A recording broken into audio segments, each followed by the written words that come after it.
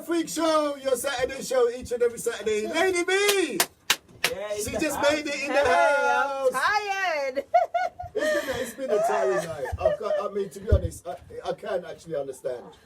Are you alright? Yeah, I'm there. Yeah? Take off your coat. Make yourself at home. Get yourself a glass of water. Yes. Yeah? Let me just play this one song. Yeah, and that was a Aquaba, by the way, to welcoming the people. Yeah, for the people tuning in. Listen, let's play one more song and then we're gonna go into we'll have let's get some water and hot. It's very hot. It's very hot. It's gonna be a hot show. Let me get some more chairs in here. It's rain on the Get some more chairs in. C'est pas pour toi, c'est la danse qui est boudronnier. C'est pas pour toi, c'est la danse qui est boudronnier.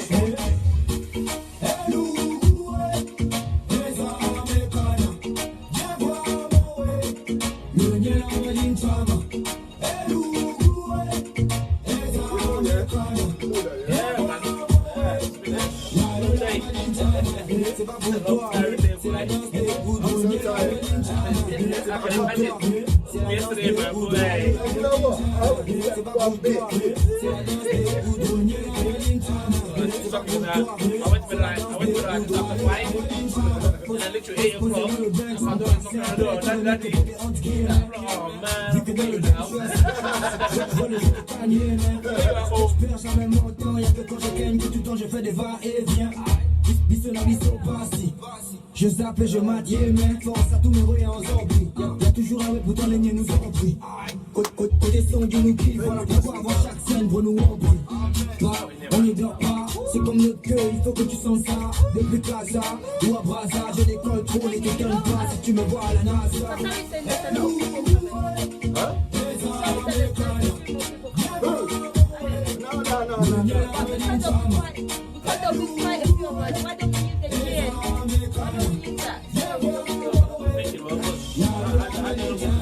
C'est pas pour toi, c'est la danse des boudronniers. C'est pas pour toi, c'est la danse des boudronniers. C'est pas pour toi, c'est la danse des boudronniers. C'est pas pour toi, c'est la danse des boudronniers. Vaya Sabizango, interpellation dans le Yuma. Monsieur l'agent veut me boire à cran. Moi j'ai fait la même jamais. Bannier, loi ça me gâte. Le para, une autre maligne, je me malaïche. Bouderiche, amuse-toi, boudeur. De la ligue des coupeurs. C'est le joueur. Je t'aboule. Laisse ça, c'est pas pour toi. C'est la danse des contenus.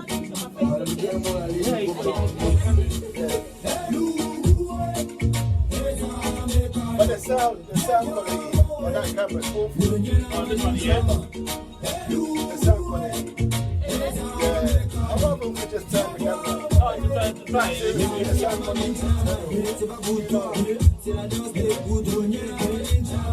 C'est pas pour toi, c'est la danse des boudronniers. C'est pas pour toi, c'est la danse des boudronniers. C'est pas pour toi, c'est la danse des boudronniers. C'est pas pour toi, c'est la danse des boudronniers. C'est pas pour toi, c'est la danse des boudronniers. C'est pas pour toi, c'est la danse des boudronniers. C'est pas pour toi, c'est la danse des boudronniers. Let's get this section out of the way. And then we can get back. Nouvelle donne, le choc, ça donne moi ça fracrope. Vaya Sabizango, c'est le mot de passe. J'ai gagné.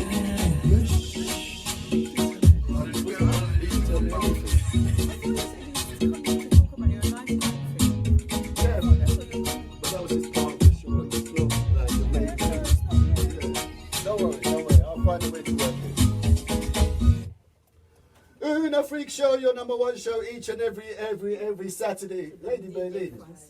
You're in the hot seat today, yeah? Lady Billy, come on, you're in the hot seat. Talk to them, we're live. Hey guys, how you doing? Happy Saturday. Oh my God, we had such a blast yesterday. Someone is waving at me in the studio, you know. My lovely, lovely lady, she's always on the other back end, you know, listening to us. But today she's here with us. Sorry, our party girl. Yeah. We've got quite a full house today. We've got a full house in it's a hot studio. We've got a bit, yeah.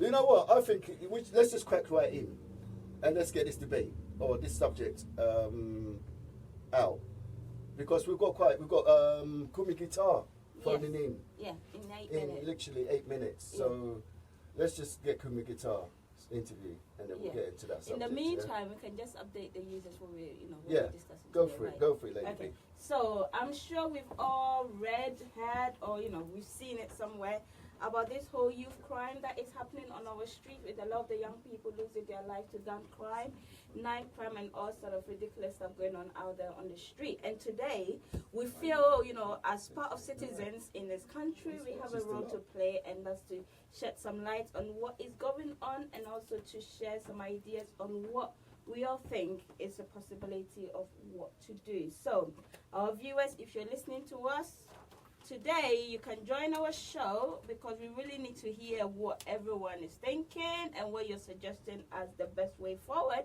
And the studio line is 0203-735-8820. 0203-735-8820. Call in if you've been a victim of crime, youth crime, if you're a youth that's been in a gang before, if you're a parent that has lost a child to these youth crime out there. Please feel free, come on board and share.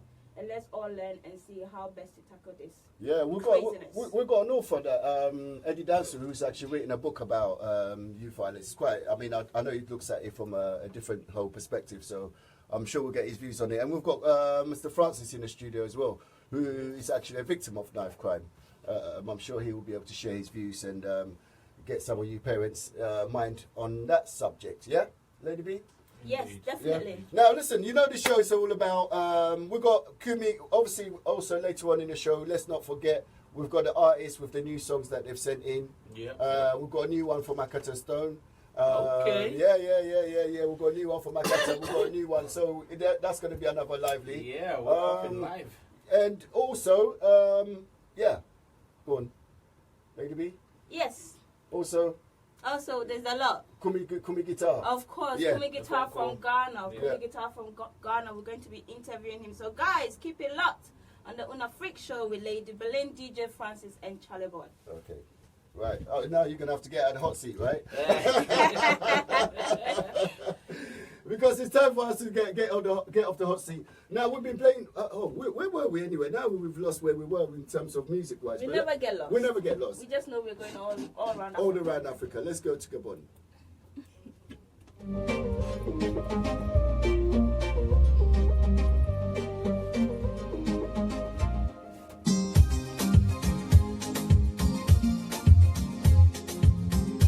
It didn't work, did it? The camera. Let's just stick to that, yeah, guys. We're going to complicate the matter for no reason. Okay. Eventually, when we work out a way, yeah.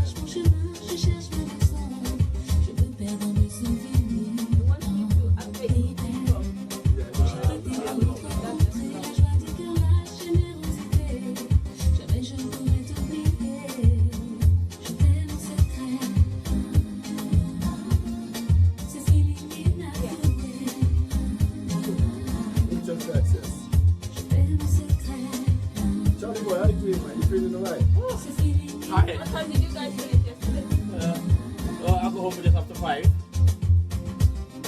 I was sleeping and I was driving and I was sleeping and I just stopped and I was going with my head. Yeah, tell Alison to learn to drive. No, he drives. No, I won't. No, he drives because they went for counseling. Oh, okay. Yeah, so on their way, he just decided to come straight. So he got there around 8. He was the first one to there. Where's Eric? I'm trying to see if Eric comes online. So we can see Yeah, I'm sure you'll come on shortly.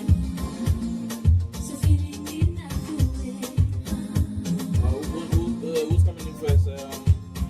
well, he comes, Kumi's going to reach in on time, then we should get Kumi on first. But if not, we'll get these guys on. The thing is, if we get them on there, we can't just put in. We can't put in Kumi, yeah, so let's finish Either that. he comes on or we have to do it next week.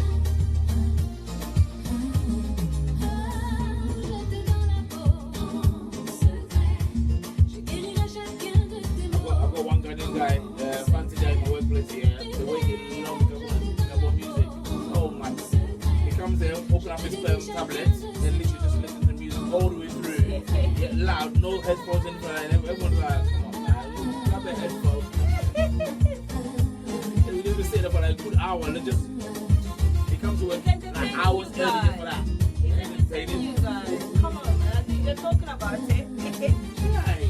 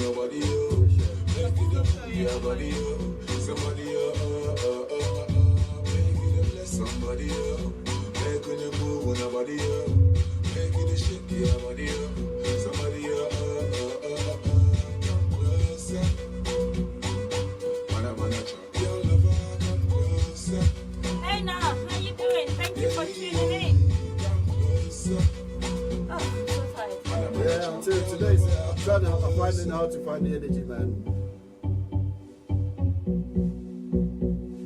I'm just gonna share it in all the groups. See the way she did go down low. My head. I'm sharing as well. I love it so. Because it's categorically. See the way she did go down low. My head. I love it so. Like a shabber and give me a bedroom bully. Me want for your body right next to me, girlie. When you go down low, low for me, can't let it go. Baby, can't let it go. You are listening to GM Radio UK.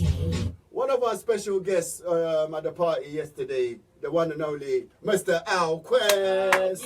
William tune. Yeah, he was there. I know you came a bit late, my dear. What happened? I came very, very late. I was at the studio. Oh yes, of course, with in East London, Loveridge. With Loveridge, Yes. yeah. So from work to studio, from studio home, get dressed, come back to. And that was called Ting-a-ling-a-ling. It's not called Ting-a-ling-a-ling. It's called Cliff Afro. And you know what? Even with us, with our tired selves, we are all now. We've got to put it out there. Today's not our normal energy levels because we are all tired from last night. It's been a long night. It was DJ Fancis VIP birthday bash, and you know he had to literally suck all our energy out. You know what I'm saying? VIP special, you have to do it. You know, so thank you so much for and yet again to everybody who came down. Now, like I said, hey, sorry. Today we have got a serious subject that we're addressing. Lady B touched on it before. I want to see calls on this. The studio number 0203 735 8820. We're also hoping to get Kumi Guitar on the show. We're still waiting for him to call. We don't know what's happened. We're trying to call his management. I know Challeyboy's on the phone now trying to get hold of him. So hopefully we'll try and get hold of him and we'll let you know what's happening with Kumi. Yeah? Indeed. Yeah, but let's get on. Let's carry on with the show as the motto goes. So let's. Today's going to be a bit strange because we're talking about gun crime, knife crime, youth crime in general. Yeah. Now, obviously, it affects us. If we live in the UK, we're African, we're black. It affects the black African communities, and it's something that we should obviously pay close attention to. We do know that we have some young followers that listen to us, and we have some mums and dads out there as well who feel passionately about this kind of subject. So, you know, normally, you know, the show is not about this. Yeah, anybody who follows us knows that that's not. But when something is getting out of hand, we all have a responsibility to, and you know, if we've got given the platform to be able to do that, I think it's only God-given right that we should use that platform, not just for entertainment, for also some good causes. Yes. And so we all in agree for that. So apologies if you want to get your normal jammy Saturday night jam on, but you know, today's going to be slightly different to what we normally do. Another artist that was at the party yesterday though, Suprema Jingo. Hey. If.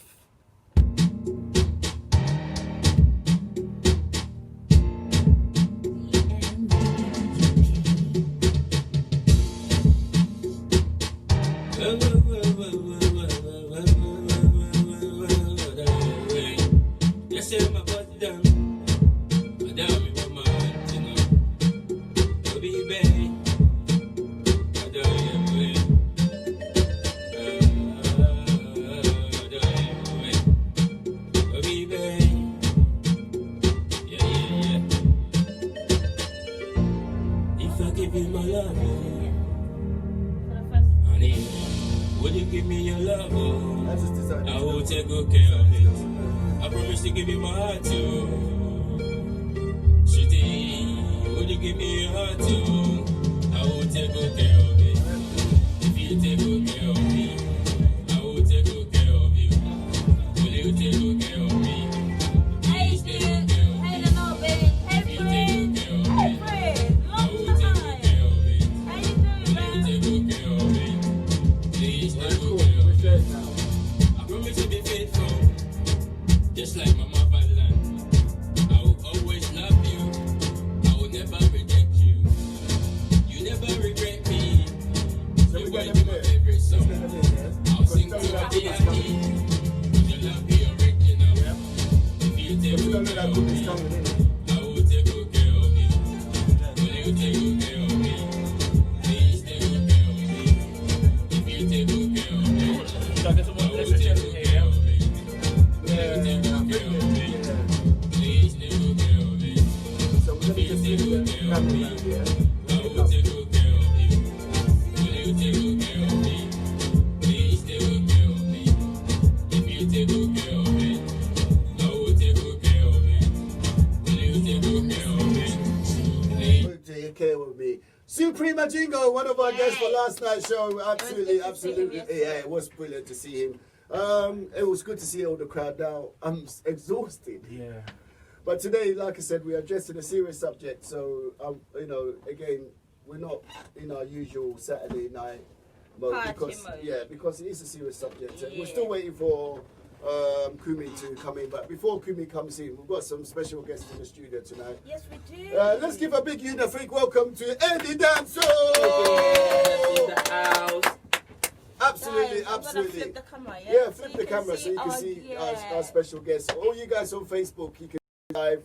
If you're listening on DAB, Sorry, just right in the door. Eddie, welcome. Thank you. Welcome to the show. Thank you very much. We all live on DAB Sky because they're global. To all the listeners in Africa, to US, everywhere. Everywhere. I know you came here for a serious reason. Today we've changed the show slightly a bit after my birthday because during the birthday week or the run up to the birthday week, those of us that live in London are quite well aware. There was a lot of gang violence and a lot of killing and unnecessary deaths and use of knives, in some cases guns. In actual fact, I can report a case I was visiting my mum in East London in the hospital because she was not feeling well. And I met a lady there, and she told me a horrific story where her son had, his girlfriend's called to pick her up from the train station. So he's picked up his girlfriend from the train station. Outside their own house, they're parking, because they smoke cigarettes and they didn't want to go and smoke inside the house, which most kids probably don't want their parents to do. They decided to stay outside in the car and have a smoke. A car drives past. These guys then reverse back. They put their hood on and then start shooting at them. Wow. Just started shooting at them, random. They know the guys from nowhere. They don't know why. Randomly just started firing at them. And this woman was absolutely devastated. I met her in East London. This didn't get in the news. It didn't get in the news because the poor, because the child didn't die. Do you see what I mean? And this brought it all back home. And I said, look, in a freak show, yes, we do great things. Everybody loves the entertainment value. Everybody loves the entertainment factor. But every now and then, like I said, if we've got the power and the means to be able to do something and, bring awareness to the community, I think we should use it. So for those of you listening, and, this is why we're here, and this is why Eddie's coming to the studio. Obviously, he's going to be talking about his book as well, I hope. I'm going to be talking about my book. Yeah. The title is very, very powerful. It's actually called London is Bleeding. Wow. It's sort of self-explanatory. I don't really have to explain it. But the reason why I wanted to come in today is, as black people, we need to stop looking at the police and white people. This is our problem. Case in point, a Russian spy and his daughter gets poisoned. Yes. A week later, the government finds 45 million to set up a chemical lab. Yeah. No. Just think about it deeply. Yeah. A white guy, the daughter, get poisoned, 45 million is found. Wow. Our kids have been dying from their dot. Now, I speak about this topic passionately because my brother was stabbed to death in Battersea over 30 years ago. So this is something I'm very passionate about. If you're going to sit there and think Theresa and the people are going to sit in the House of Commons and make rules that's going to make your kids' life better, you're having a bubble. It is a joke. You're having a bubble. I'm going to pass you over to my friend and good colleague and a brother, Francis Arcus, who's actually been a victim of knife crime. Now, we've got another guy in the studio. Sorry, I didn't introduce Francis because he's my namesake and I didn't want people to get confused with DJ Francis and Francis. Mr. Francis Arcus, welcome to the Una Freak Show, by the way. Let's give him a Thank you for having me. Thank you. Listen, you've got a story and a half to tell. Oh, absolutely. I mean, thank God I'm here to tell the story. Amen to that. As you mentioned, not many victims who are alive are able to tell the story. Absolutely. But obviously I'm here for a reason. I'm alive for a reason. And I'm here to tell my story. So where do I begin? I mean, where does one begin? Where do you begin? I mean, what is your story? Well, I was stabbed in the abdomen on New Year's Day, 2005. Okay. At a New Year's party in Curtin Road. So Curtin Road. Just behind City of London Police That's right, Station. Yeah. So a place called the Lime Bar. I know the Lime Bar too. There you go. I won't be the DJ, I should really. Well, yeah, exactly. So, it was just a normal night. Everybody was having a good time. New Year's. I'm not really a drinker, so I'm always having my wits about me and so on, because I know how people like to get a little too excited and so on. Simple thing, a fight broke out. This guy was talking to this girl. The girl wasn't having it. The girl threw water on the guy. Okay, that's normal things happening in clubs. Indeed. So he thought, okay, well, you're throwing something at me, I'm going to fight you like a guy. She obviously had some friends, male friends, who intervened on her behalf. It got messy. So I'm like, this is going to spill out. So I said, me and my boys, I said, let's get out. Let's go, So I turn, I see the guy that caused the fight heading in my direction. So I'm like, you know what, this is nothing to do with me. I was here having a good time. I turned, put my arms out, I made my merry way. At that moment in time, you know when they say you see your life flash in front of you? Of course, yes. So I was 31 at the time. I literally saw a Polaroid moment from year 1 to year 31. Sorry to cut you, just for the listeners and the people that might not understand. I mean, because there's a lot of parents. And this is And I have to get this to African parents out there. Sure. A lot of the African parents have never been to nightclubs. Well, so they tell you. I'm going to tell you So that. they tell No, you. a lot of them have spent their time at the churches. That's their nightclub. Their church. That's it. Yeah, their mosque. True. So what are you telling them about fights spilling out? Yeah. Tell it it's foreign. It's foreign to them. Absolutely. And this is why I'm so glad that you can come in and tell the story, so we can get some perspective to it. Exactly. Yeah. Exactly. So you can imagine, I turned literally 31 years flashed in front of me, and I felt at that moment in time I thought I had a bad stitch, and that was the pain. And then I opened my shirt, and I could see blood pouring through. I had the handkerchief, and I said, you know what, I've got to keep calm. I called my boys, I said, look, I've been stabbed. They're like, what are you talking about? I opened my shirt. Oh my God. And they see the blood flow was happening. I'm there with a handkerchief, holding it. Now, fortunately for me, I knew exactly what was going on.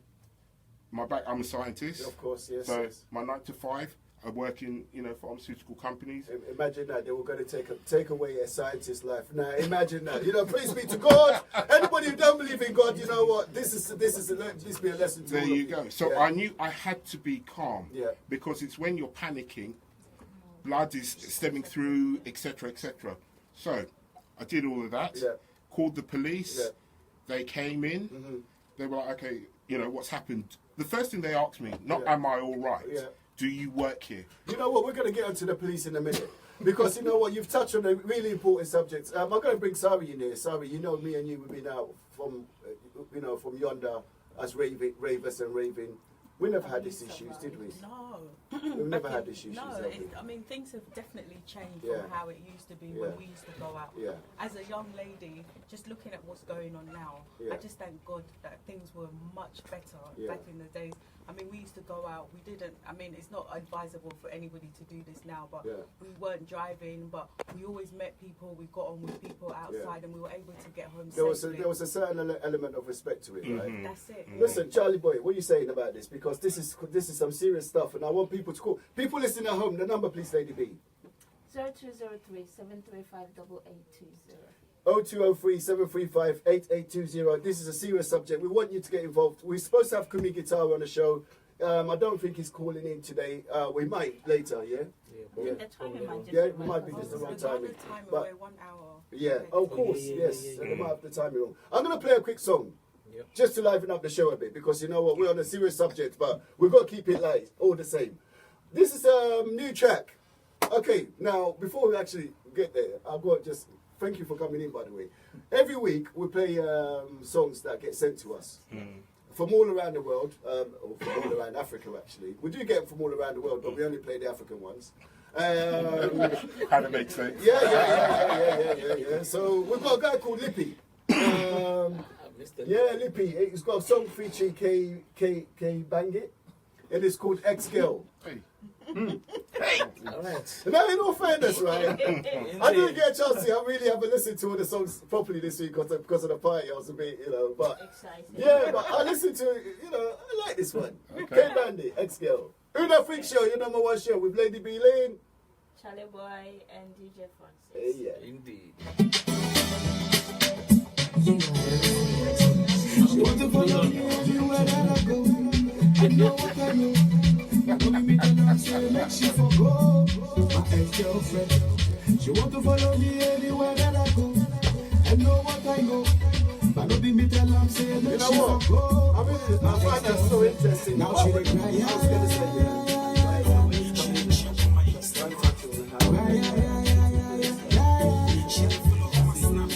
She dey cry. You're not.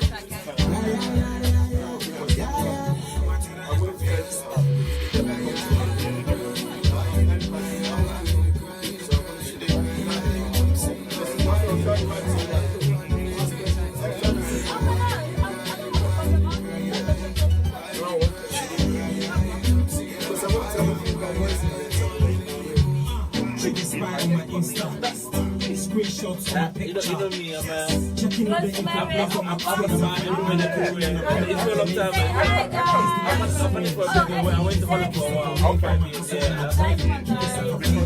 When I saw you have I get that a lot now. people look at me. And I'm hiding from them, you know? I'm hiding from them.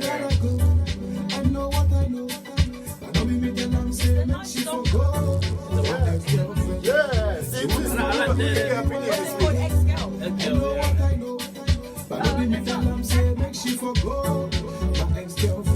Now she dey cry,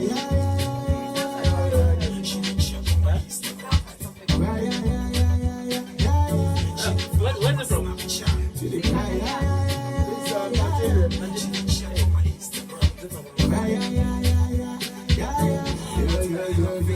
She used to tell me, say, no feel handle. And I was in love, she just did run low. But the door, my hustle and left her. She left her. Now I'm so nobody telling me it's the biggie one.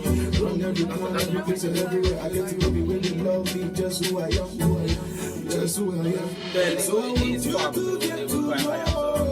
I want you to know, say, if you can say you go come wow, 1 hour's going already, yeah? Oh, it's quick, isn't it? now she dey follow me for Insta. Flip the picture on my roster. She think herself will come back to toaster. We are absolutely feeling that one, right, guys? Yeah. That one gets to earn a free welcome, Lippy. Absolutely. We're loving it. We're loving it. We're loving it. We're loving it. Oh, absolutely love that one. We're going to play another one that got sent in just a little bit, and then but let's get back to our conversation that we was having a little bit earlier. Sure. It was quite interesting. Let's leave the police bit out for now. Yeah, for Let's sure. just concentrate on what actually happened, Yeah. so people have an understanding of how these things can easily happen. Absolutely, Yeah, absolutely. yeah, because I think some of our parents don't have that understanding Sure, of sure, how sure. easily these things can happen. Did you actually see the perpetrator that did it? Yes. You I did saw it? the perpetrator. He was heading in my direction. Okay. So I saw. So I was like, this guy was a troublemaker, and I'm getting out. Simple as that. Okay. So why are you heading in my direction? Okay. As soon as he went past me, and I felt what I would describe as like a bad stitch, Okay. Okay. and literally it was just a piercing pain. Yeah. So I wasn't rolling on the floor. I Yes, just kept it together. Yes, I knew exactly what had happened, and like I mentioned early on Yeah. about the blood stemming and just being calm and just applying pressure to it. Is there anything apart from, during? I know it happened very quickly. In your head, in your Yeah. genuine head, now looking back at it, do you think there's anything you could have done differently? No, not at all. In Not at all. to protect yourself, No. to get out of the way. My background, Yeah. Eddie will know. Yeah. I've been training since I was the age of 13. Yeah. So I have a full contact martial art background. Right. I've been in very dangerous Yeah, situations, yeah. so I know how to Yeah, look to after look after myself. yourself, right. So I know how to get out of crowded places. Sure, so in fact, it was years of training that essentially saved me. You calmed you down, yeah? It calmed me down, and not only it made me maneuver through crowds with no problems. But I maneuvered. I realised something had happened. I said, "This is very serious. Let me just keep my composure and notify my boys, and then that's it." Not only was I stabbed, but the DJ was also stabbed as well. So it was a group of boys who were under the guise of having a good time. Came out with knives. Yeah, came out with knives. Lady B. I think that sometimes people are under the impression that, people just go out there to kind of look for or get themselves involved and that, sometimes we assume that, these young people are out there, looking if for they are trouble. home. Yeah. In your case, you just you've out. gone out for fun. Yeah. It was New Year's, something I've been doing for years. Yes, going out to party. Have a good time, and then I come home to my wife and family, and that is it. It's sad to say, it's sad when we're in a state of, when we are worried that our children can go and have the fun that we were able to enjoy. Yeah. I mean, it's sickening to me that my daughter, my son, cannot go out and play football in the streets like we used to back in the days. There you go. There you Just go. a simple thing like that, on their own, because unsupervised or whatever. Absolutely. And when does it stop? It doesn't. It doesn't. The thing is, obviously, over the generation, what, you know, in our opinion, what do we think has changed? What is driving that? I can tell you exactly what has changed. Yes, Eddie. Especially the Africans. They work 24 hours to save money to build a house or property in Ghana and Nigeria, which they're never ever going to move into. So they have neglected their children. We have got Sky TV. This is the thing. Bringing up our kids. Gadgets. This is the thing. If your children are home watching programs like Top Boy, which is a street program about all gangs and drugs, whilst you're at work looking for money to build a property in Ghana, what do you think is going to happen? And then the sad thing is, you guys don't get it. The kids do not care. Anybody that leaves their house with a knife, what do you think they're going to do? You know, they're just kids. It's not that they don't care. They're just kids. And when I was a kid, and I grew up in Peckham, in a very rough neighborhood. I'll be honest with you. Back then there wasn't many Africans there to live around there. Never mind anything. And most of my friends were quite wild, and some of them used to carry blades or whatever we used to call it, ratchet flippers or whatever they call it nowadays. And I was always aware when I went out with these guys that something bad could happen. So what I quickly used to do is try and make excuses, or you know, or get involved. Or what I did is I found another angle. I actually went and joined the Army Cadets. It sounds really silly. It sounds really silly, but that's what I did, and I channeled all that energy through that. And because of the Army Cadets, it brought me to a different element of people. So I was no longer associating with this knife-carrying, wielding people.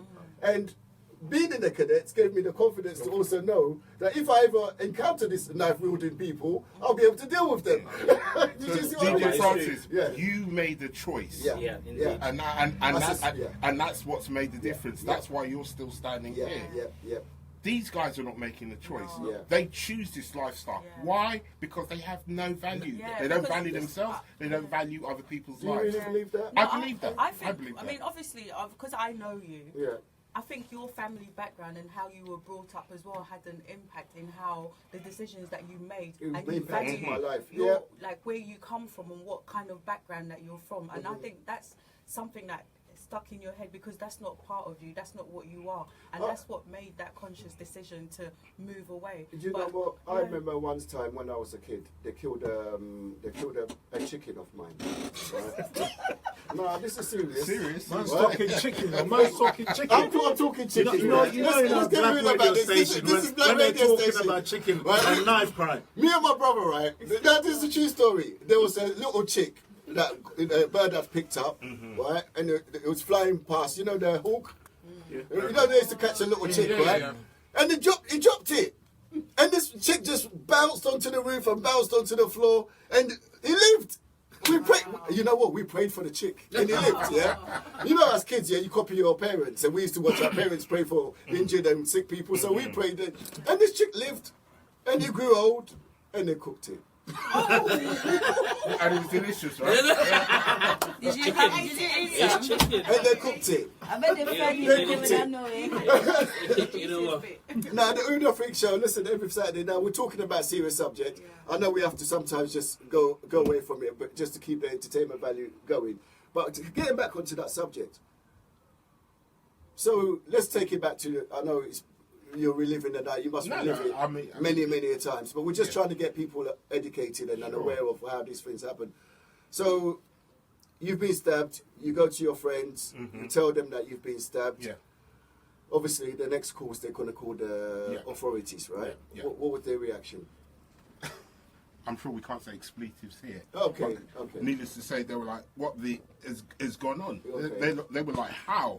And why you?" I said, "Look, I don't know." Needless to say, police arrived. About 20 minutes later, despite being behind City of London Police Station. Oh my God. So they arrived. They're not asking how am I doing, whatever. Were you working on the door? It's the first thing. They look at his side. Yeah, they see my side. I'm a big guy. But look, I was in a pinstripe blazer, jeans, loafers. Which part of me is working? But it was the assumption. So fine, you go with your assumption, no problem. Just get me in the ambulance. Oh no, I think we should lay you down. I said, no, I'm going to walk into this ambulance. I want to let people know that I'm managing, Yeah. I'm containing this Yes, situation. yes. I walked into the ambulance. I was rushed to Royal London. Mm-hmm. New Year's Day, New Year's Eve, New Year's night is synonymous for stabbings and shootings. SO19, the armed police force, were already at the Royal London because there were 4 shootings that night. Wow. And there were several stabbings. I was one of many people that New Year's night. Do you know what? There's people that listen to us in Tanzania, in Kenya, in Gabon, all over Africa. You must be going, what planet are these people living on? You know. What where do you guys live? Are you sure you're in London? Abroad tree. Right? Every African want to come to London. Is this really happening in the UK? Absolutely. Here's happening in the UK. I'll tell you what. Yeah. A few years ago, 92, I believe, I jumped on the bus and I saw this kid came sat all the way next to me at the back of the bag, and he took out a knife. Yeah. Took out a knife, a long 9-inch knife, and he was looking at me. Crazy. I swear, I was about 10 years older than the guy, but I went straight to him and said, "Uncle, please, good evening, can I get out?" And that's why I'm here to tell the story. Because he took the knife out with intent, looked at me meaningfully, like this guy wants to do damage. So I said, "Uncle, please, good evening, can I get out?" Do you see, and this is, any parents out there, look, please forgive us because we're not trying to scare you. We don't, this is not about scaremongering. It's about education. How to stay alive. It's about, and by understanding how quick these things escalate. There's a gentleman here, Mr. Francis, for those of you listening, who's just gone out by himself on a night out with his friends, sorry, I beg your pardon, for New Year's Eve out, with no intention. You weren't carrying a weapon. I was wearing a pink strip. He was wearing a pinch shirt. With a blazer. That's it. He was wearing a I pink was shirt. dressed to impress. Dressed to impress like a hot gentleman, you know what I mean? Celebrating Gentleman with good credit. and he goes out and he gets stabbed through a fight that had absolutely nothing to do with you. Yeah. Unprovoked, just as a bystander. So what we're trying to say is you don't have to necessarily be in a gang. Yep. You don't necessarily have to. You could just be in the wrong place sometimes. At the wrong time, and these things can happen. So what we're trying to stop is not so much the actions, we're not trying to say. What we're trying to say is, why do we not stop the people from going out with guns and knives in the first place? Maybe that will reduce that. Maybe if somebody does get angry and wants to have a fight, we could go back to the old school ways of fists. Maybe using our fists. Maybe, When it was fists, it was fair. Yeah. But cowards carry tools. Yeah. Cowards carry weapons. Yeah. So you don't discriminate who they are. Yeah. You already have one-upmanship because you're already carrying something. Do you think people feel braver because to carry? Of course, they do. They do. Think so? Yeah. But So do you think the kids use it as an act or as a tool? it's actually twofold. Okay. It gives them bravado, Yeah. and they're claiming it's to protect Yeah, themselves. that's it. They said they're scared that Yes. somebody's gonna, so they're protecting themselves in case they get attacked by it, Yeah. But the old saying is, you live by the sword, you die by the sword. Yeah. So, unfortunately, the numbers that we're seeing, some have had previous form, some have been known to carry various weapons, etc., etc. So, unfortunately, it's not a surprise that it's almost come full circle.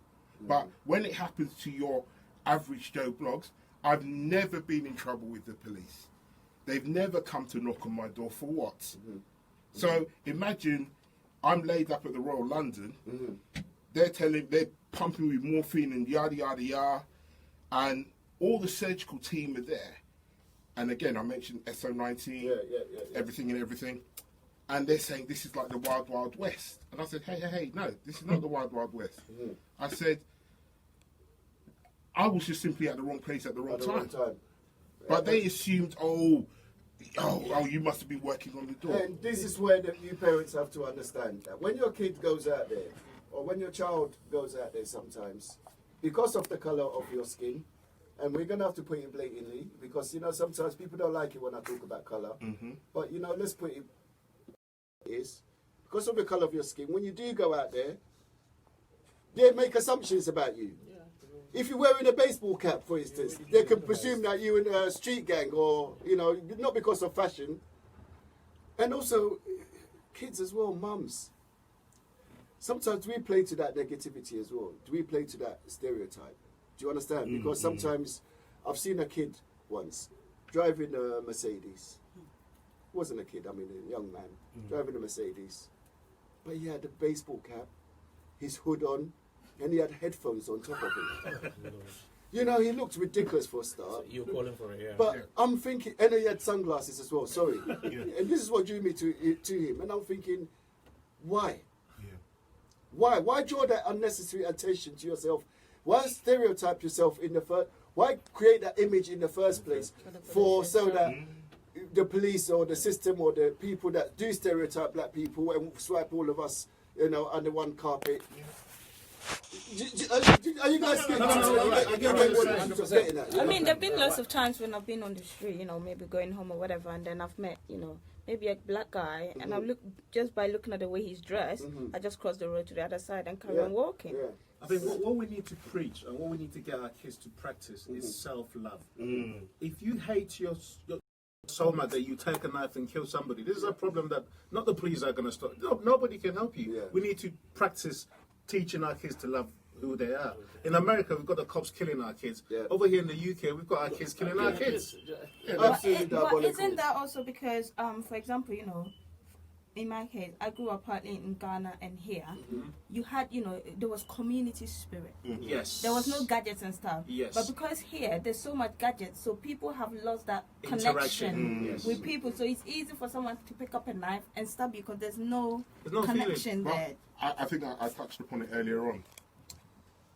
When I mentioned these people do not care, if they knew what went on internally as a result of being stabbed, they would change their minds. But you know, I'm not sure of that because they know that the ultimate, which is death, is happening, and they're still going out there with knives, and they're still going out there with guns. But listen, we were going to play a song, just to lighten up the mood a bit. We've got a song from Lippy. We've got another one, Lady B. He goes by the name of Field Marshal. Hey! Field Marshal, he said it's called, I don't know, a bit inappropriate. Love You Die. The title of the track. I saw that. Love You Die. Love You Die. Field Marshal, let's get it.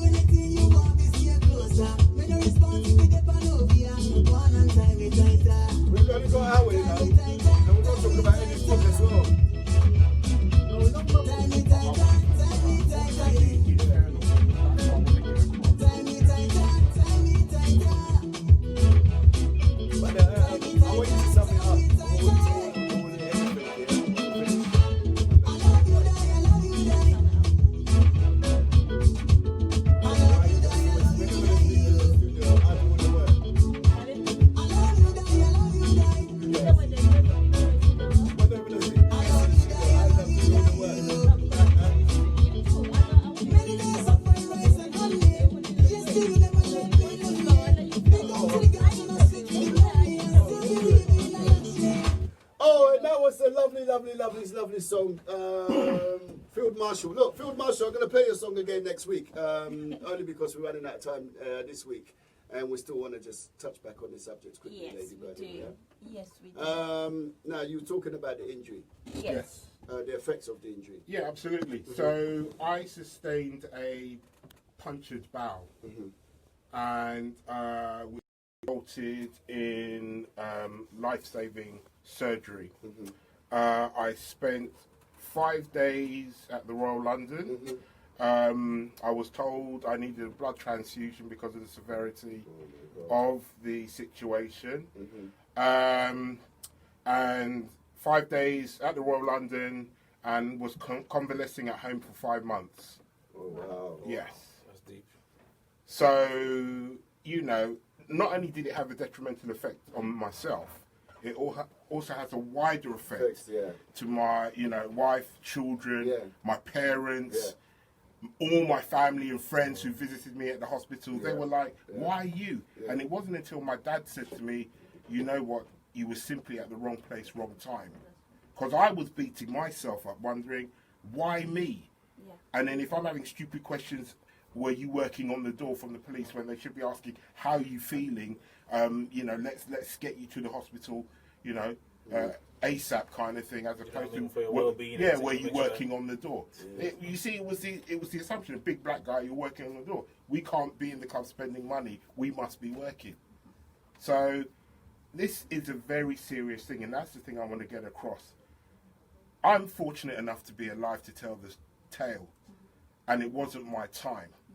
So if there's anything I want to get across, this stuff is very, very real. I've got the scars to prove it. I had 44 staples in my stomach as a result of this stabbing. For what? For me just being a big black guy, minding my own business and getting out of the way. And it was what lesson have you learned from this? And also since their experience, what has been maybe the message? What have you done in your power to maybe help? I've spoken about this vocally. I talk about my incident all the time. I never shy away from it at all. I've spread the word to many people, vocally, over the phone, via message. You know, it's weird. You find out so many people have been through similar circumstances. So you almost have a kindred spirit amongst each other, you know, amongst those who have also been in similar situations. Unfortunately, it is what it is. I can't turn back the clock. I've got the scars to prove it. But it reminds me that I have another chance at life. So if there's anything, I can just tell people, look, this stuff is very, very real. And it doesn't affect just the individual. It affects wider people across the board. So the message really that we need to get out to people, to parents, I think it's not so much of the violence that took place itself, because violence will always partake, but more the use of weapons. Absolutely. When the kids are going out. So whether it be a gun or whether it be a knife. Yeah. Now, what would you suggest, Eddie? I was going to say, parents. well, obviously I've got 4 kids, they're all boys, so I'm very worried. Okay. What you have to do now is invest time in your kids. Okay. It starts at home. You know, don't let the street raise your kids. You raise your kids because you brought them here. Eddie, can I say something? Yeah. I spoke to a lady about this before coming on the show, and sorry to interrupt you there, but she made a similar point, or I made a similar point, and she actually put me in my place. Okay, what did she do? She said, listen, I have to get up at 5, I have to get my daughter ready, then after I get her ready, I have to take her to nursery, after I finish nursery, then I have to run to work, do you understand? Yeah. After I finish work now, then I've got to come back and pick her up from somebody else, because somebody else has to pick up her daughter from nursery because she's at work, so she picks up from the babysitter. By the time she gets pregnant, then she has to go home and then cook. Do you understand? By the time she's finished cooking, then she has to a little time to help her older son. But then, That is the problem. That is the beginning See, of the problem. Yeah. Now this is what drove me to write the book, London is Bleeding. I'll tell you exactly what the story was. A young kid went to school. The very first day, a group of guys jumped him. Yeah. He decides to carry a knife just for protection. That's it. Yeah. That's all the storyline is about. He decided to just carry a knife because he was jumped. And then eventually he ended up using the knife to start stabbing people. And it just escalated. And that's how it starts. Yeah. Very trivial. Yeah. You have to be man enough to walk away. A few years ago, I went to a club in Strand, Brixton Hill. I had a big black Range Rover. I'm a big black guy, you can tell. I pulled up in this parking space, and then 4 kids Eddie, keep it clean. Hold on. No. I'm saying that. Yeah.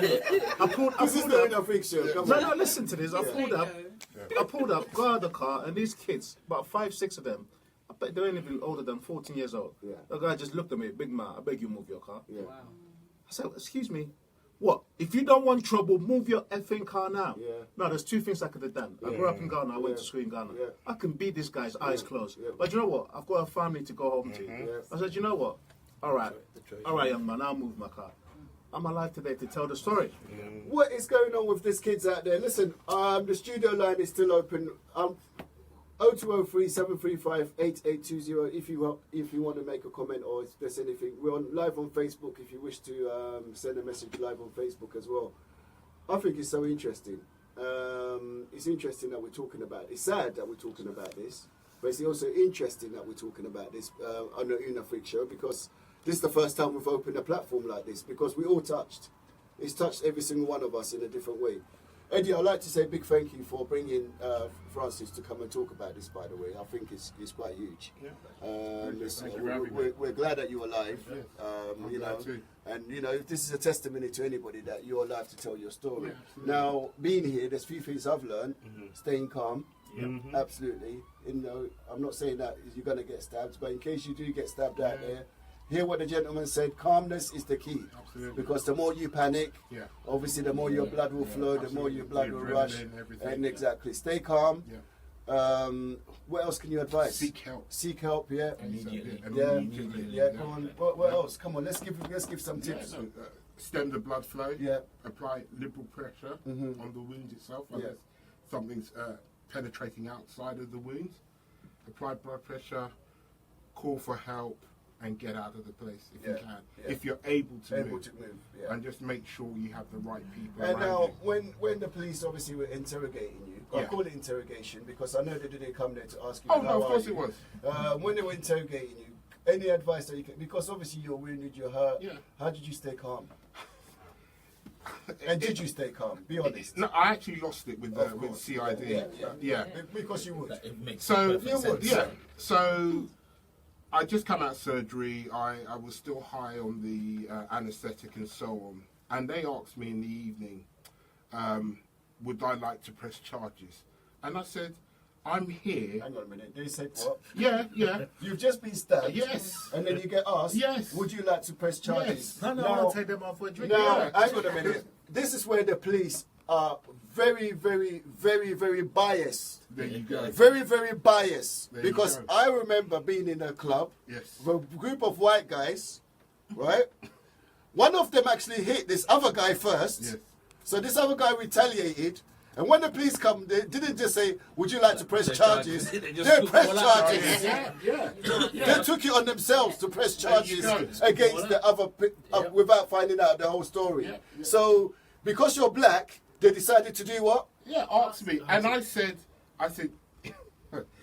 I lost it, and I said, you think I'm here working on my tan or for the fun of it? I was stabbed in the abdomen. I needed emergency surgery. So, of course, I'm effing going to press charges. Now do we understand why we have so much mistrust for the police? Absolutely. Now do you understand why the community is in such a disarray? And why we need to do it for ourselves? And this is where parents, you have to be listening to this. You can't rely on the teacher, the police, the system to be doing this for us. We have to be raising our kids ourselves.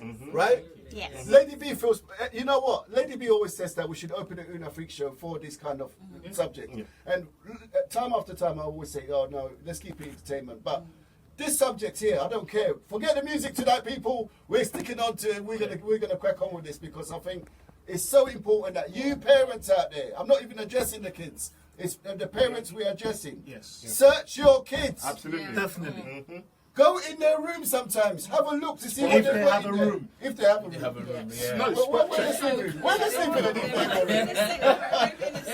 No, spot check them. Spot check them. No, but you have to. You gotta get fully involved with their phones. Listen, I mean, if you get modern technology that people are getting onto now, there's so many apps that you can actually use. Where you can actually check on your children where they are. What they are actually doing. You know, there's a system and everything in place. All you need is literally just go on there. If you don't know, just ask. Yeah. You know what I mean? Yeah. It's very, very Or important that take you know where the children Hey. are. Take the phones away from them, whatever it is that they're using to stay in tune with people, communicating, doing all their bad stuff. Because you're the one that ultimately most times are paying for whatever it is that they have. That's a really good point, and we're going to talk about that. We're going to talk about that next, actually, because I think that's another thing that we should address: the communication, the music, and the whole culture behind the gangs, and the whole postcode thing. I'm going to share a story with you about the whole postcode thing. Just before coming on, obviously doing a bit of research, somebody else rang me, and what he told me about postcode was absolutely incredible. Crazy, but before that, we've got another brand new one from my man, Akata Stone. And you know what? How convenient. I'm going to dedicate this to you, Mr. Francis. Arcus. You know what? Francis Arcus. You know what's called, Mr. Arcus? Go. I know God die.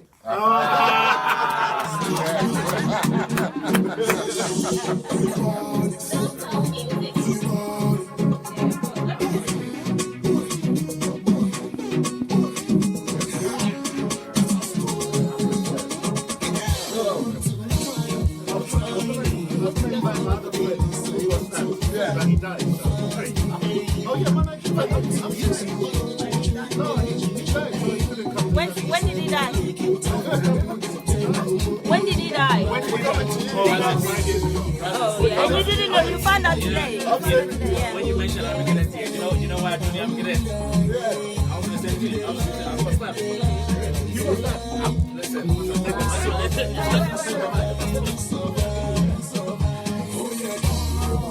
I'm going to be white. I can be white. Listen. What's that? You can put me in that room and tell me. I had to look for fate. I had to make a choice. We were talking about serious things. I didn't want to get out. Sorry. Okay, let's go to Ross, what did you say? Say what you see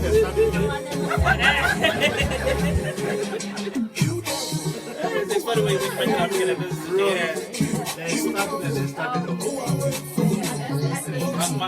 My mom was number white people. Back in the colonial days, that was that close code, and they just bringing it back. Everything just repeating itself again. It's not new. This has been going on for centuries. All that has happened, they just repeating it. But one thing, the difference I've noticed is that the younger generation these days, they are much more brave and much more free to do what they want to do. If you've got to start control at home, there's no control with the parents, there's no control. The parents just leave up to it. You know what I mean? But that's, you know what it is? What I'm upset about that. Most parents are literally, because they say, oh, don't beat up your child. So they feel like that's an excuse to leave their children. That's not it. Oh, I'm telling you. From the parents. So I just know when I was going up. The street takes over. You know what I mean? we're going on there. We're going on there. It's crazy. It's absolutely crazy. Akatesto! We're not gonna die. That appropriate tune, yeah, we're not gonna die because it's all about living. Amen. And if we all take care and we look after our kids properly, then we'll all be alive to see our grandchildren, hopefully, right? Yeah. Now there's a lot of chat. Look, there's so much against us as black people. Before we go on to that, by the way, we've got a lady that's just joined us in the studio. She goes by the name of Rosemary, the head of Wise UK. Now, you know what? Yesterday she made the most amazing cake ever. I'm saying, look, and I was so jealous. I'm like, I can't wait for my birthday to come. It's too far. It was delicious too. We might have to Grab fly. the mouse and bring it closer. We might have to fly her. Grab it and bring it closer. Rosemary. Oh, sorry, don't worry. I'll let you do all the connections. Sorry guys, I have to talk to Rosemary here because you know what, Rosemary, first of all, I'd like to say a big thank you for flying all the way from Ghana to be here Oh, wow. just for the birthday. Thank you for that lovely cake. Wiseview Cake, you're doing big things, man. I am indeed. Wow. Ghana's taking over. I know. We've got sweet tooth. You know I'm a fancy, right? I know you. So you know how we get down. You know what I mean? I love that cake. That's nice. Now, anybody who wants to get their cake done by Wiseview in the UK, can we still do it or do we have to go to Ghana? Of course you can still do it. We can do it in the Yeah, UK? definitely. How did they get in touch with you? Well, How would they get in touch? By email, WhatsApp, What's your phone. email address? Come on, send it out there. Email is nanafrimp@hotmail.com. That's nanafrimp@hotmail.com. Yes. nanafrimp@hotmail.com. Yes. Log that. Listen, make sure you log that in your phone because nanafrimp.com. Don't forget that because that cake. If those of you on Facebook, you can hear me. You don't know, right? Oh, that was the cake. Have you heard of that? There was a show that they do cakes in America. Yes. Cake Boss, Boss. yeah. You should be on there, man. Oh, thank Because you. I'll Afrik, try. your cakes are just Well, you amazing. should start one in Ghana. Yeah, let's do Cake Boss Ghana. Listen. Okay. Here we go. It's an idea right there. Anyone, TV producers, we want the rights, you know what I'm saying? Anyway, look, let's get back to the subject we're talking about. Welcome to the show, by the way. Thank you. Thank you, Francis. What's your take on? I know you've been listening, before you come in. What's your whole take on this youth crime? Because you just come from Ghana, right? Yeah. What do you think? What's I think going on? It's sad. Yeah. It's really sad. Like you guys were saying, we need to get more involved with our kids. Know what they are doing. Yeah. Do a check on them. And basically communicate with them. In comparison to Ghanaian kids, right? Growing up, going out. Do Ghanaian kids go out raving, partying? Are they allowed? They do when they get electricity. They do. Yeah, do they have a... Not school age though, not like how it is like now. Maybe like the older ones See, from college. No, upwards. I don't but know I'm what going to they put are. it... Back in the days, I used to Hang sneak on, and go guys. party. Am I wrong? I did get beaten. What hours? Eight hours, I was No, it's true. You was going out from when? Oh, it's true. You know, yeah. But it was like at my uncle's hotel. You know, they do rave and stuff like that. I was just curious. I was Oh, like, it's true. Yeah. My boys do that. Do you know what? Actually, you're right because in oh, Ghana... now do you have some I get confession? back. Because Ghana, you know when there's a party, the kids will normally be standing around there doing their little dancing. Yeah, so you're absolutely right about that. But let's get to the look. I'm not talking about those kids. I'm not even talking about so much. Obviously, the kids at school now carry knives and guns. But a lot of the deaths seem to be around the 16, 17, 18, 19, up to the 25 mark. You know, this is when we're losing our young men. Now, the saddest part is being a dad. Everybody knows the trauma, like how hard it is to raise any child, and to think you bring them up through all the hard stage where they're now going to become a man and be able to take responsibility for themselves and do something to help you as a parent, and bam, somebody just take. I can't even begin to envisage or imagine the pain that goes through a parent's head or mind at that moment. So let's all do something. I want us to be able to give advice to all the parents out there.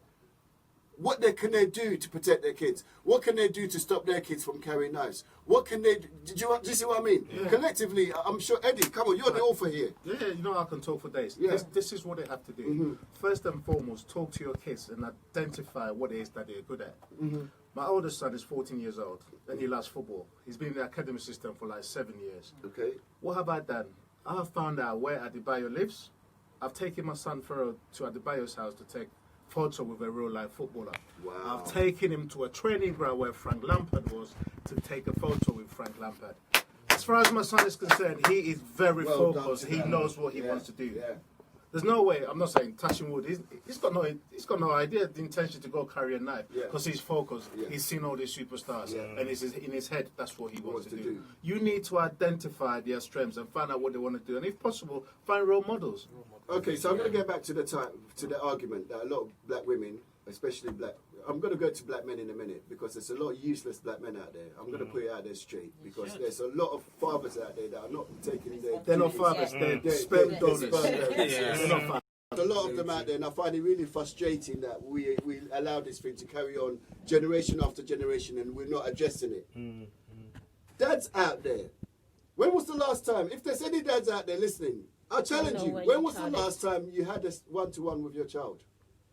And actually sat down and listened, because African home, the adult talk, the child shuts up, you don't have an opinion. Some dads out there haven't even seen their children for over 20 years. Yeah. This is the kind of things I'm talking about. I'm not saying, like, not in a bad way or nothing, we've got to also be real that there's issues, and sometimes the fathers are not able to get in contact with their children because the women do not allow the men to have contact. Yes, Sorry, yes. sorry, Great point. I agree Great with point. you. That's a very good point, but as far as I'm concerned, as a father, yeah, no no excuse. matter No what, you will excuse. do everything. Listen, what I've been through, especially with my first child, I went through like, we went there, yeah, and eventually I got right. But I literally had to. I struggled, and I made it happen. It's what you fight for.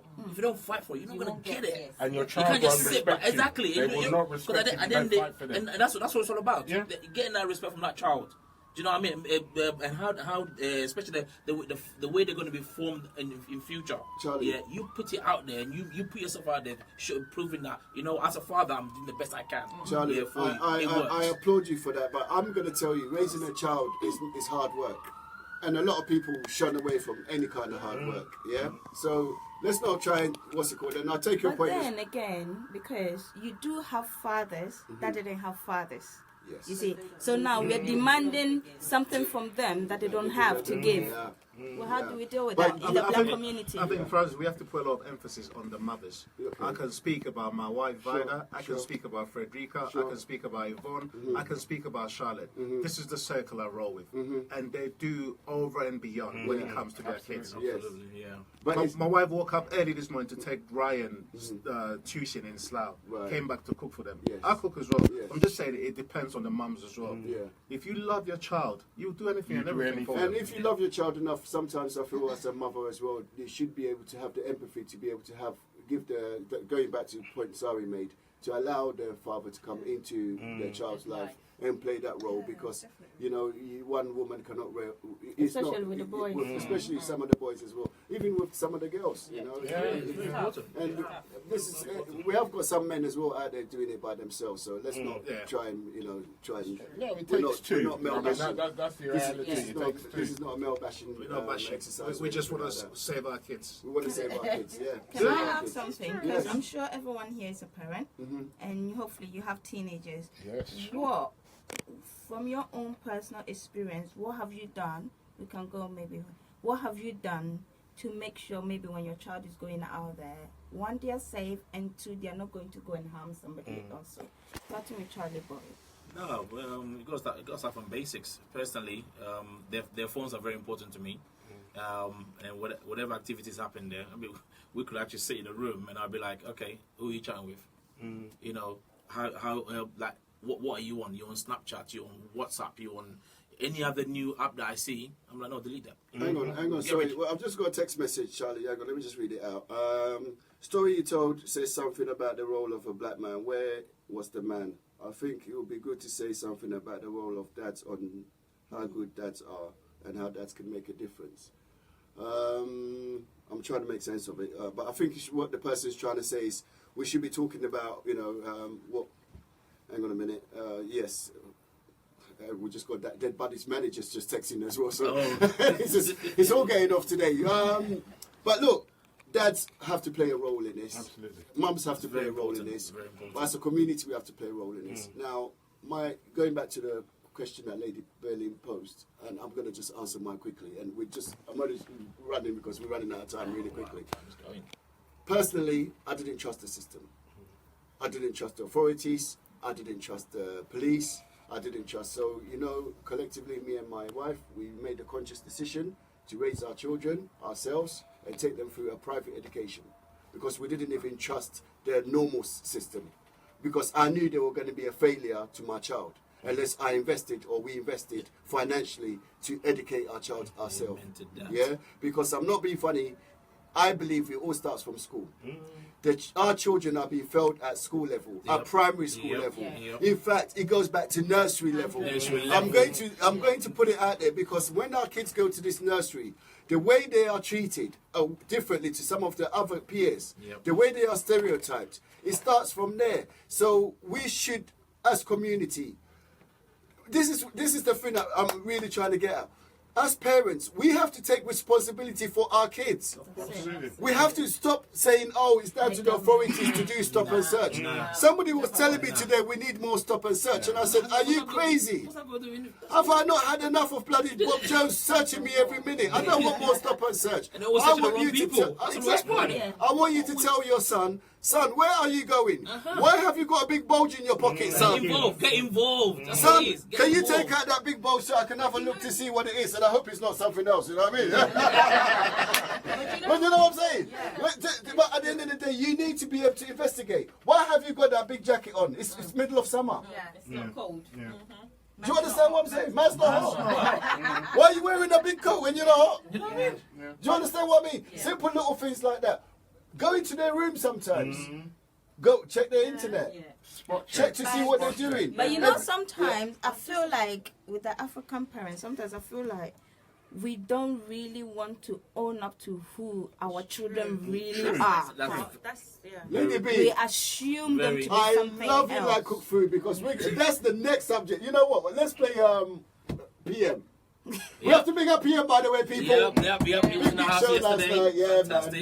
Nice one. Make your mind there. Wow. You know the score when it comes to love, I'm a refugee. And now you're killing me softly. Who would have thought I could talk all soft? Hard guy, didn't really give up. Now look at me, buying a dozen red roses. Taking selfies, making silly poses. When I lay around you, comfortable. That's my rating, they look a lot more probable. Looking at you, looking at me. Funny how I found myself calling you Johnny.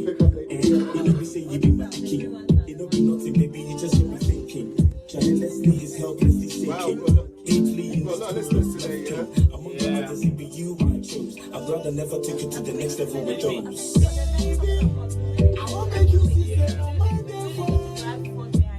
Hey, Mr. Van Dyke. Give him a shot. Eric, what happened to Cookie, man?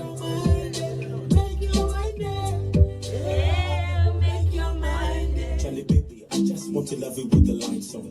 I just don't want to see all of you right wrong. I want to love you plain. See you I want to love you transparently. I don't want to see you wake up with no makeup. If only say I don't love you when you know makeup. You know that like the other girls, them they wear fake up. Double D, this is what I mean. You know the double D, they make sense. I said, I want you to stick with me, baby. I do want to they just push me into the so, like, literally, everyone went black. Yeah, and I'm like, and literally, all I saw was pitch white. And when I was going, I could see the dirt and but then, what the bicycles and everything, my man, I thought, oh my god, I was walking at the time. I was struggling. Let's get back on that. Pitch white. And I walked for your life. Sorry guys, because of time constraints, we're gonna cut this on to make sure today. Yeah? You ready, yeah? We're gonna go live.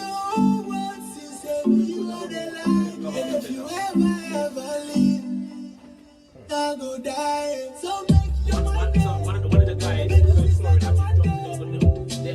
actually dropped Make your mind there. Oh wow, PM, big up yourself. Now listen, I have to shout out Jack Van Dyke, Mr. Van Dyke. You missed a big birthday, man. But thank you for shouting me and wishing me a happy birthday. Eric, my man, we're still looking for Kumi next week, yeah? Okay, I got you. So we're gonna do Kumi next week, yeah? Kumi guitar coming into studio. Those of you who have joined the Afrik show, Facebook and also live, it's strangely different today because we, as a community, we've come together to address a very, very serious subject, which is youth violence and youth crime that's happening on the streets of UK. Lots of Africans are affected, lots of Ghanaians are affected. I'm talking about in the last, since January, there's been what, how many deaths? 50. No, it's 50 now. 52 now, yeah. 52 deaths. 52 now, yeah. 52 people have been killed on the streets of London. 2 days ago. Burgess Park. Since. Wasn't reported. Right, either through knife or, sorry guys, so either through knife or through gun crime. And so we thought, as a parent, And us, we've got the platform to be able to do something. Indeed. We're going to use today to try and address and reach out to the parents in the UK, to parents all over, just to make your kids aware and just to make you aware of what's really going on, and to see if there's any way you can do to make preventions to stop these things from happening in the first place, or to minimize it. We all have to do something, right? Now we've touched on obviously your situation, that you don't have to be a gang member, you don't have to be a criminal. It can happen at any time, anywhere. So we've touched on that. Yes. We've also touched on the fact that the police don't actually care, and they don't actually care about what's happened in terms of. Sorry, and somebody's trying to call through. Eric, if you're listening, we'll call you back. So we've touched on the police and how the police don't respect or treat you in a way in that instance. So it's not in our benefit to be in that situation in the first place. What else have we touched on? Gosh, also, what you need to do, like. In a situation. And also with parents having to, spend more time and be interested or find the interest in their of kids, their children and help them to.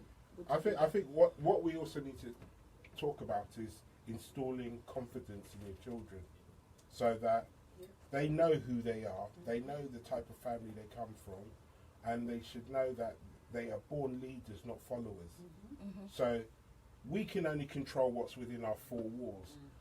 But as a father, all I can hope is that what I've installed in my children is enough to keep them out of trouble.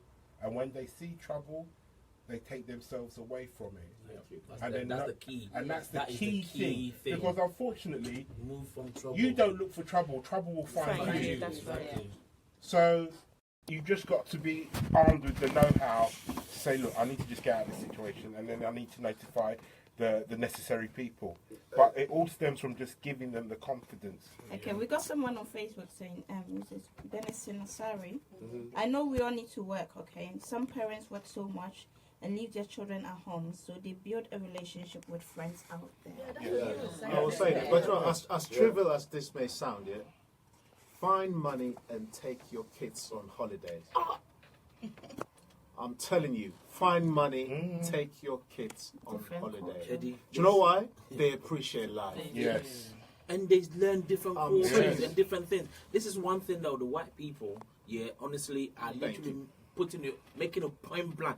A white person will literally go bankrupt just to make sure their children had experience of going on holiday. This is where I'm coming from. Listen, just find whatever you can find to make it happen. Make it happen. When they get out of the country, we're discussing about 75% of youth these days have never traveled out of the country. Yeah, they don't even have a passport. You guys say you're talking about travelling as well. Simple things. And you might sound gypsified. Sorry to use that word, terminology. I don't mean any derogatory against any person that lives or travels. You know what I mean? Let's keep it PC around here. But no, in all fairness, you could do a caravan trip. Great Yarmouth. You can go to Great Yarmouth. You can go to Scotland. You can go to Wales for a day. You don't even have to go. You don't have to go as far as. I went to West Brom on Tuesday with the family. Spent the night there. Came back on Wednesday. They loved it. They sat in the swimming pool, sat in the jacuzzi, and you can tell they were revitalized. And that's all you need as a family.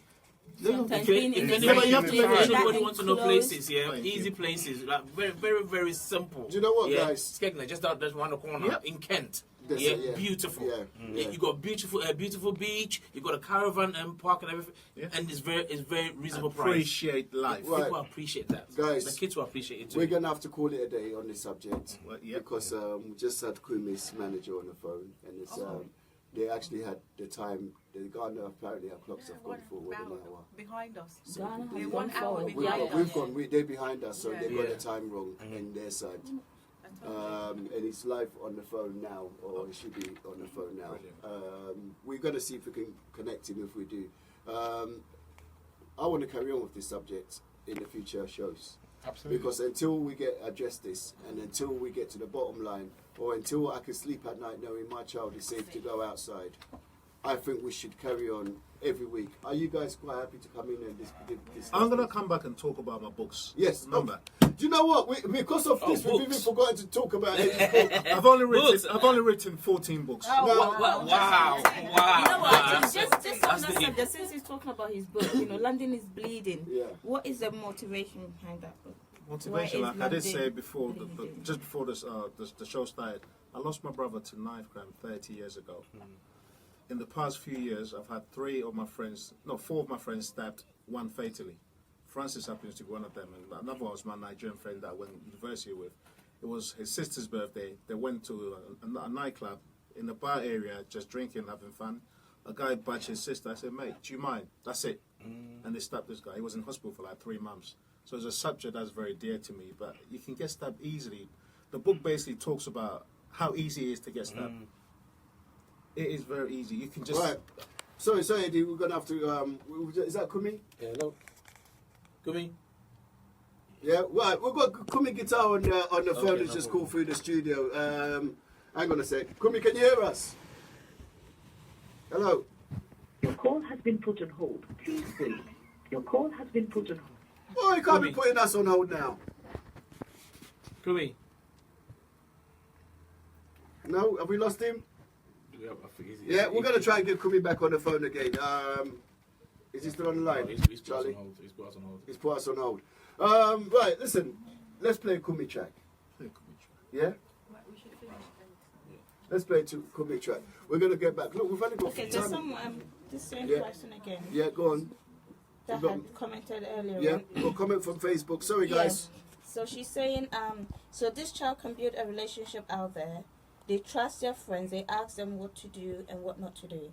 Parents have to spend more time with their children to know them more. Show them love and let them know you really love them more. Indeed. Great message. Who was that from? Benessence, sorry. Well done for that. Listen, we've got Kumi guitar. Let's play one of his tracks. It's called Dream. I love that. I will be with you till I bring no more. I won't give up on you. I won't let you down. I will stay with you like blue.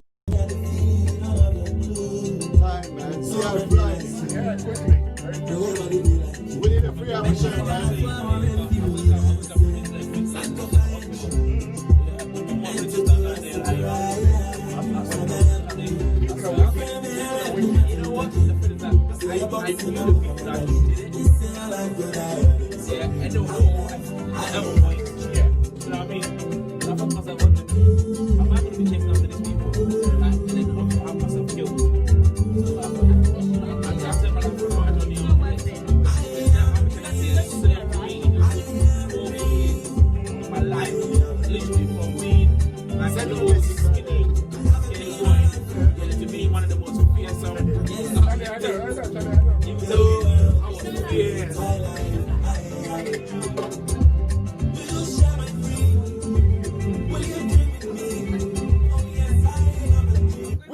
To get him on the show. Kumi guitar, man. Let's give it up, man, for Dream. Yeah.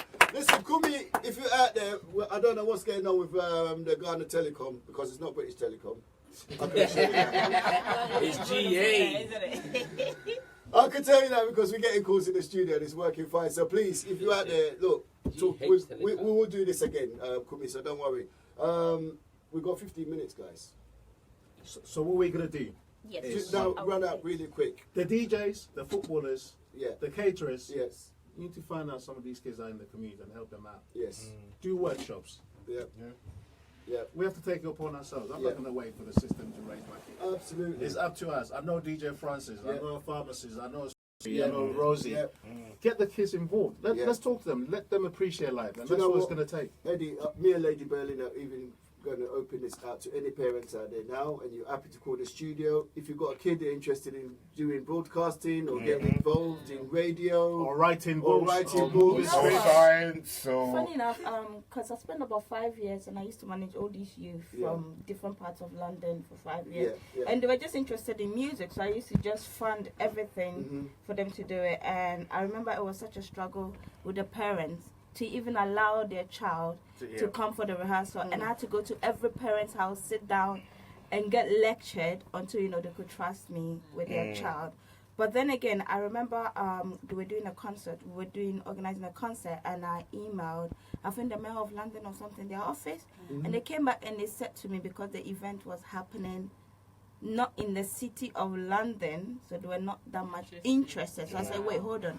So when a child is killed in Mitcham, does it not affect the whole of London? So sometimes we don't get that much attention, or we don't get that much effort from the government and stuff, because a lot of what's happening is not in the city of London. You see, Lady B, this is why I started off the whole show, or when we started off the whole debate. I started off by giving you a scenario of a lady that I met at the hospital.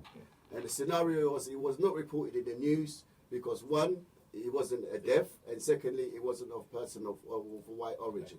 So it didn't make the news, unfortunately. It didn't be shot out. But what the problem is, we need to stop depending on the whites. Why do you have to look at the Asians? Thank you. How many Asians, how many Pakistani boys go around stabbing? Do you know what I mean? Let's take Eddie. No, it does happen. It does happen. It No, I'm in West London, and it's on the increase. They're bad. They're bad, but they're not looking up to the system. They're not looking up. Yeah, no, because they handle their communities. Exactly. They handle their own. This is something that we, as a community, we need to do. We need to work together. Look at the Chinese. They've got the triads. These are the most dangerous criminals out there. The triads. They've been around for years. They don't make the news. Back in the days, it doesn't make the news. They don't go crying at the police. I'm not looking after kids. They don't. They deal with them themselves. Why are we on our knees? But this has always been an African or black problem, isn't it? Always From slavery all the way down, where we always seem to think that the power to make a change is not in us. Do we think what's happening? So what's happening? So are we failed as black people then?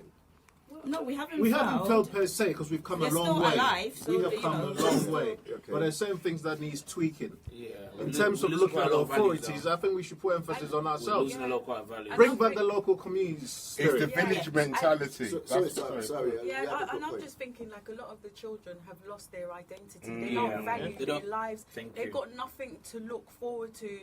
So we do need to come together, work, to show them how, we've got pharmacists, we've got doctors, we've got all sorts of there's good things that you can do with your life. Like the other day with all these stabbing and everything, I'm a parent, I've got 2 boys, I've got a daughter as well, she's young. And with the boys at the age that they are, teenagers, they've got things that they need to do outside. And I want my children to be able to also experience the things in life here, to be able to fend for themselves. But I've got to the situation where you've got to mollycoddle them, you've got to protect them away from what's happening out there. I sometimes feel that it does inhibit them from realising doing what they want to do. Potential and what they want to do. I'll tell you why I agree with you there, sorry, because I remember I met this young guy, because you know me, I always love the youth, and I love working with the youth. And there was this young guy who wanted to go to Stockwell. He lived in Brixton. Brixton and Stockwell, so how many minutes? And he said to me, I can't go through there. And I'm like, why? He goes, nah, man, they will kill me. And I'm like, are you crazy? Hang on a minute. When I was a young guy growing up in the UK, and I tell you guys now, and there's a lot of African parents that you might have just come, and you don't know this, and you might not be aware of this. When we were growing up, Challeyboy, tell me, could we even walk in Bromley? Could you walk on Kent Road? Could you walk in Eltham? Could you walk in... Do you know what I mean? There was a lot of areas that was out of bounds to black people, because if you went to those areas, skinheads will attack you. They'll skin you. Skinheads will attack you. This is white racist people who will spit at you, will beat you. You won't be allowed to go inside their pubs. Even if you wanted to stop and use the toilet, they wouldn't allow you. We fought and fought and fought and fought and fought to have this equal opportunity. And now our kids are killing each other. Where did we go wrong? But then that was because you say we fought because the blacks were together, But now it's the black on black. That's what I'm asking you. Where did we go wrong? We need to find. Well, I don't think a lot of us know what the real, what the cause of it is or where it's all coming from. But we need to find. No, there has to be. Sorry, because this thing. Sorry, I personally believe it's coming from home. This thing is not by accident. Hang on, peer pressure. That's what guys. Sorry, we're going to run out of time. So let's put it into perspective here. So if it's peer pressure and if it's coming from the home, what is it? What's the one element in the home? Communication. Discipline.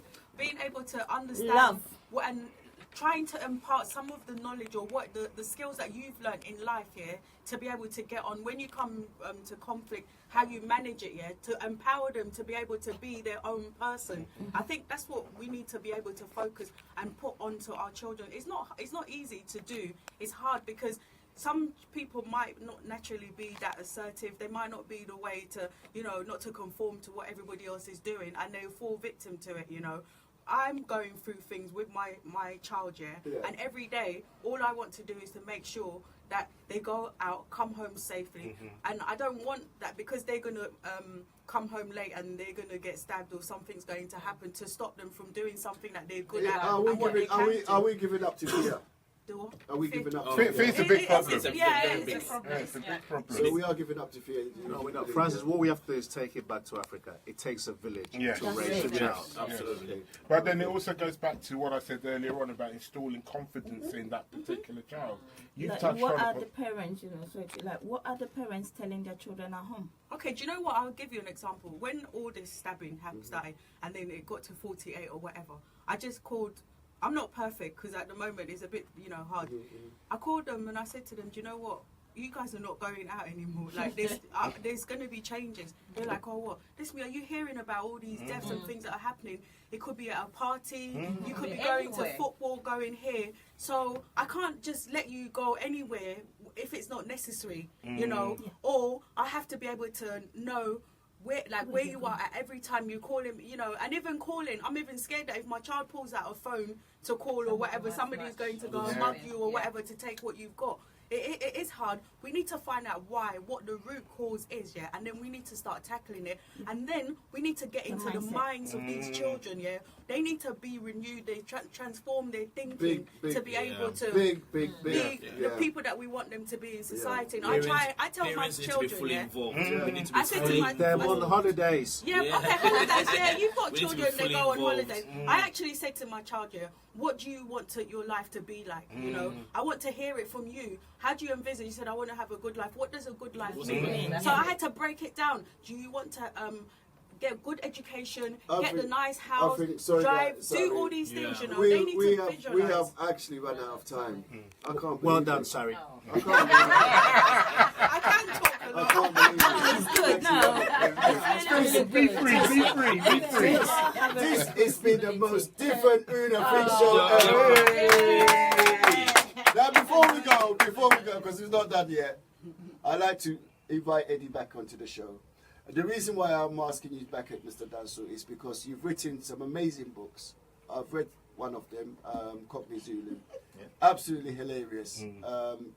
You're doing great things for the community. You're the kind of people that we want on the show to come and talk about some of the things that can inspire some of these young people. Absolutely. And also to get some of the African mums and dads to read some of your books, Because not only just for the comedy side, but there's sometimes they say in jest, there's some truth, So do you know what I mean? Sometimes we can talk about these issues jokingly, but there's some truth elements in there. We can learn quite a lot. So I really want you back. I will definitely come back, and I want to touch on something quickly. What we've done as black parents is we've let our children lose their identities. It's okay to read your Harry Potters and your Tom, Dick, Harry's, but they need to go back to their roots. A lot of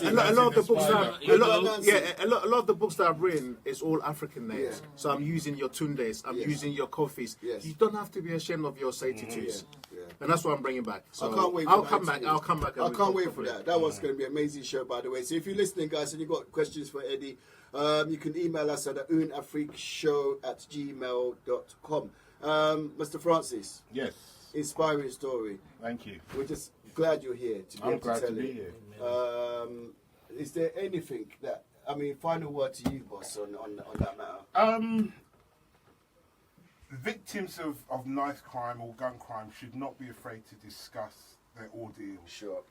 A problem aired is a problem shared. Sure. And honestly, that's what's got me through the last 13, 14 years. It's not something I've had to carry on my own shoulders. Loving wife, loving family, loving friends have all seen me through. So discuss it openly. You know, the more you talk about it, the more therapy it is for yourself. We are actually running out of time, but quick one before you go, because I forgot to ask you, what happened to the people that did it? Just a quick one. They weren't. The CPS said there wasn't enough physical evidence for them to be prosecuted. We're gonna carry on. Yeah. We're gonna carry on this subject next week. I promise you guys. Sorry, it's burning. Sorry killed the show. The Una Freak show, right? It's not like this, but like I said, we have the power to be able to do this, and if you do not use your it goes out to all the DJs and all these presenters everyone and all these so-called people who want to be promoters and want to be what's it called?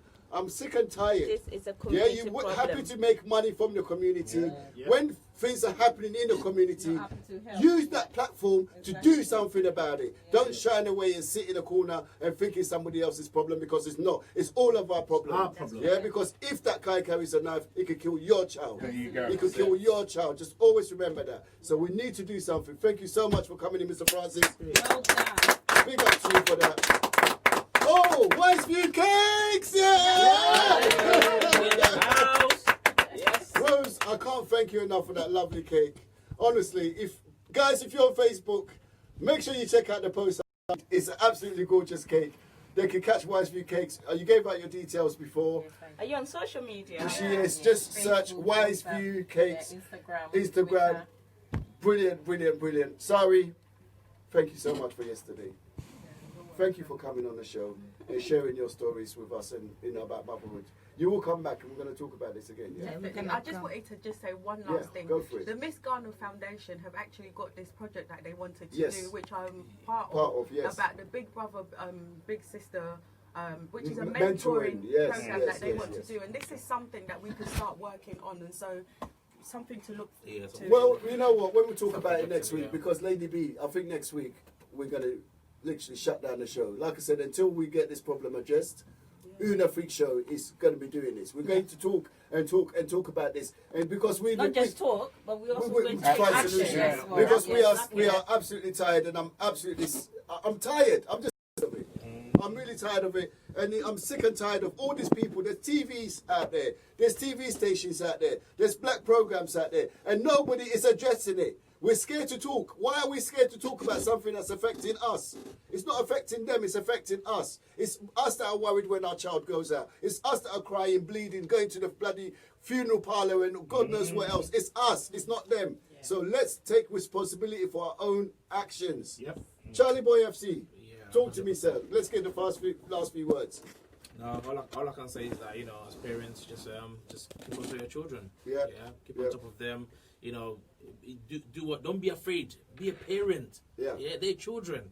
You know what I mean? You brought them to this world. Be a parent. And if you can't do it on your own, seek help. Seek help, exactly. Seek help. And there's so many help out there. So family, parents, friends. get involved with children. Do you know what? We're going to start a new, what's it called? Program. You know what? It's funny because I do have one of my Parents business for hire. ideas that I've got that I haven't started was Help Me to Help Me, which was a platform for parents to communicate, to really talk to the child and listen to the child. How can I help you to help yourself? And it's not going Bring back the belts. Don't start. I think that's a whole new subject altogether. That one has been taken over by the government. Wherever you're listening from, wherever you are, thank you so much for tuning in to the Una Freak Show. We are so sorry that it's not been your normal Saturday show, but unfortunately, these things are happening. We will be back to our normal show next week. But until this issue is addressed, we will carry on talking about it. But we're going to leave you with a lovely tune. Is it even worth playing it? Just to we're going to leave you a lovely tune. Love to all of you. Thank you so much for my birthday. Thank you guys. Stay blessed. Look after your children. Love you. You are listening to GM Radio.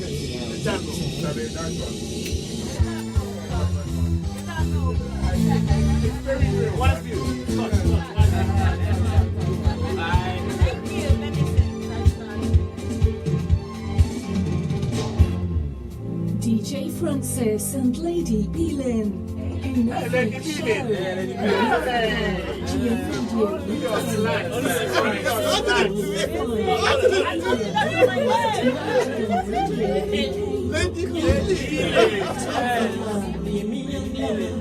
Fancis and Lady Beelan in a freak show on Africa, GN Radio UK, Sky 0185, DAB and online at mygnradiouk.com. Facebook guys, thank you so much for all the love.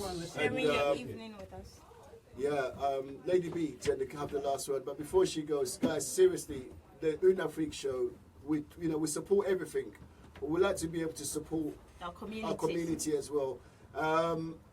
Eric, if you tune in and you're listening, Kumi Guitar, you're on next week, my man, because I don't know what happened to the phone lines. For some reason, we picked up but we couldn't hear you. So make sure that we'll get you on for next week. So next week, obviously we're one hour ahead of them. So when we start at 10, you need to call in at 9:30. If not, things are gonna roll on. So next week we're all here for you. But guys, thank you so much for spending your Saturday evening with us. You know, we're here to help to build the community, and anything that's affecting the community is affecting all of us, and whatever we can do in our power to make a difference, that's what we're here for, and that's what today's show is all about. And we're going to obviously keep driving it until we do see a change. Raising up a child is the responsibility of the community, not the government. So wherever you are, what are you doing in your own little small way to make a difference, to make sure that young child there is safe and is protected? That's what it's all about. So thank you. Have a lovely evening, Sunday, and we'll see ourselves next week on the Afrik Show on GN Radio. Yeah, that's your Challeyboy. Yeah, a change will be made. You know, and it has to start from us. Yeah, the parents, the community, we're all going to get involved and make this happen. Yeah, a change will be made. Thank you and have a wonderful weekend. God bless. Yes, man.